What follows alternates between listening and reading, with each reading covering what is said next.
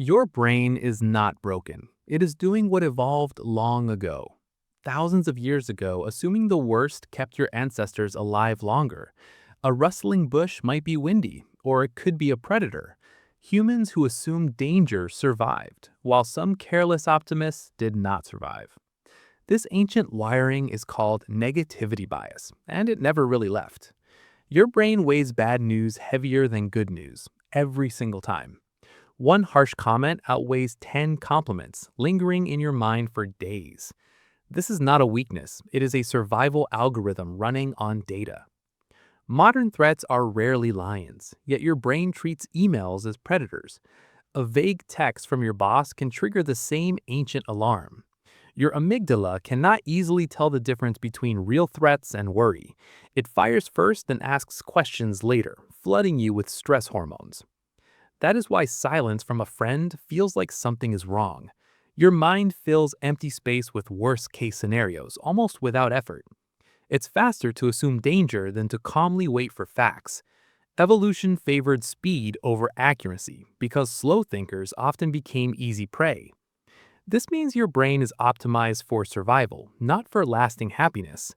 Psychologists call this the negativity bias, a well-documented mental shortcut indeed. Studies show negative events create stronger neuroactivity than positive events do. Researcher John Cacioppo found the brain reacts faster to negative images shown. Our brains act like Velcro for negative experiences, Teflon for positive ones. Psychologist Rick Hansen described this pattern using that exact sticky metaphor once. Good moments slide off, while bad moments stick and shape your beliefs. This explains why criticism from childhood still echoes decades into adult life. One negative memory can outweigh dozens of positive memories from that year. Your brain is essentially a librarian who mostly archives the scary stories. This bias also explains why news feels overwhelmingly negative on most days. Media outlets know fear captures attention, so headlines often exploit this wiring. Your brain rewards you with attention for scrolling through disaster after disaster. This creates a loop where worry feels informative, even when it isn't. The more bad news you consume, the more threatening the world feels. This is called mean world syndrome, a distorted view shaped by fear. Heavy news consumers often believe crime is rising, even when it drops. Your perception becomes skewed, not because reality changed, but attention certainly did. This same bias affects relationships, making small conflicts feel like huge catastrophes. A single argument can erase months of warmth in your emotional memory. Couples therapists say it takes 5 positive moments to offset 1 negative. This is called the 5-to-1 ratio, studied closely by Gottman. Without enough positive deposits, relationships slowly drain into resentment and quiet distance. Your brain also assumes the worst about your own future performance often. This shows up as anxiety before presentations, interviews, or important conversations ahead.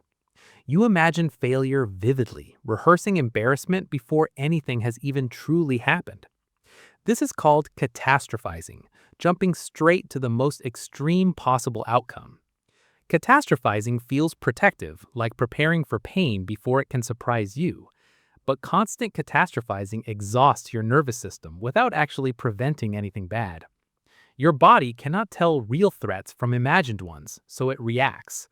Cortisol rises, muscles tense, and sleep suffers from these imagined future disasters. This is why anxious people often feel physically tired without doing much. Worry is not free. It costs real energy your body could use. So why hasn't evolution fixed this exhausting and often quite inaccurate system? Because survival never required happiness. It only required staying alive long enough. A nervous ancestor who overreacted to shadows lived to have more children. A relaxed ancestor who ignored real danger simply did not survive often. Your brain was built by the anxious survivors, not the calm optimists. This means modern anxiety is an inheritance from generations of careful worriers. Understanding this can actually reduce shame around feeling anxious or overly cautious. You are not broken. You are running very old software at times. The good news is that awareness itself can start to loosen its grip. Simply naming the bias reduces its automatic power over your daily thoughts. When you notice worst-case thinking, you can pause and question it. Ask yourself what the actual evidence is for this outcome happening today.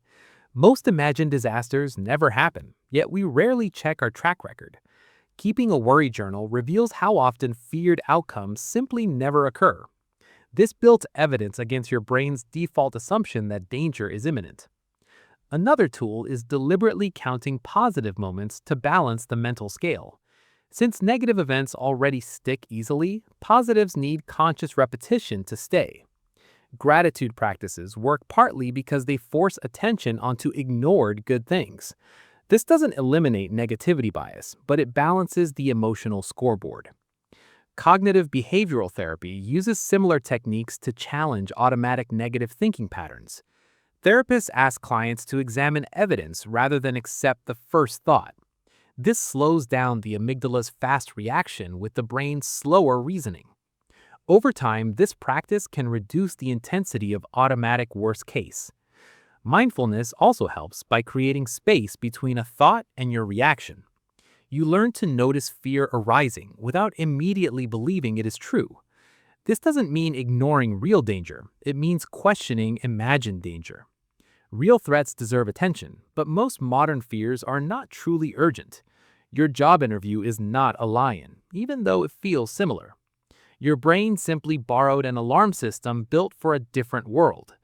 Recognizing this mismatch is the first step towards calmer, clearer thinking daily. You cannot delete negativity bias, but you can manage its constant volume. Think of it like a smoke detector that's overly sensitive constantly. It's annoying, occasionally wrong, but still worth having inside your house. The goal is not silencing the alarm, but learning to trust it. With practice, you can separate genuine danger from imagined worst-case stories. This skill takes time, but every small pause rewires your automatic response. Each time you question a catastrophic thought, you weaken its future grip. Your brain adapts based on repeated experience, even in adulthood, through neuroplasticity. This means calmer thinking patterns can become your new automatic default, eventually. So next time your mind assumes the worst, pause before you believe. Ask what evidence exists for what a calmer explanation might actually look like. Your ancestors needed fear to survive, but you need balance to thrive. Understanding your brain's wiring is the first step towards gently rewiring it. You are not broken for worrying. You are running ancient protective software. The difference now is that you get to choose how you respond. That choice, repeated daily, is how modern minds slowly outgrow ancient fears. Your brain will always whisper warnings, but you decide which ones matter. Question the alarm, keep the wisdom, and let go of needless fear. That's how you finally make peace with your ancient, anxious brain. Share this video with someone whose brain also assumes the worst constantly.